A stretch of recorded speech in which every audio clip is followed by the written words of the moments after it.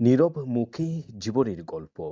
কথা বলতে না পারা এই তরুণ দোকানদারের এক টুকরো স্বপ্ন।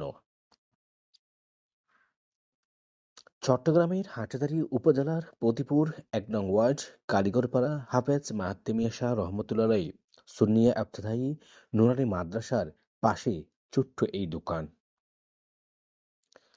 টিনের বেড়া ঘেরা সরু গলির মুখে বসে আছেন এক তরুণ ব্যবসায়ী। পরনেই সাদামাটা জামা প্যান্ট।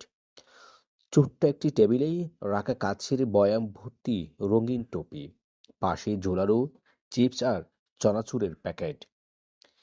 তিনি কথা বলতে পারেন না, তবু মনের ভাষায় হাসি দিয়ে বরণ করে নেন আসা যাওয়া করা ক্রেতাদের। সারাদিন চেয়ে থাকেন কখন মাদ্রাসার টিফিন ছুটি হবে। তখন ছোট্ট শিক্ষার্থীরা দৌড়ে আসে, কেউ ১ টাকার চকলেট, কেউ চানাচুর কিনতে।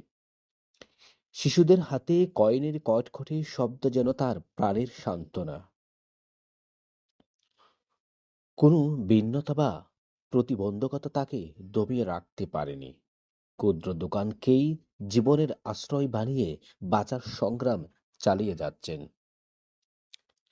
ছবিটি শুধু একটি দোকান বা একজন মানুষ নয়, এটি সাহসের, শ্রমের আর নীরব সহিষ্ণুতার জীবন্ত উদাহরণ। কথা বলতে না পারলেও তার চোখ মুখে স্পষ্ট জীবনের বড় স্বপ্নার মানুষের প্রতি অশেষ ভালোবাসা। প্রিয় দর্শক, এই ধরনের আরো ভিডিও পেতে আমাদের পেজটি ফলো দিয়ে সাথে থাকবেন। ধন্যবাদ সকলকে।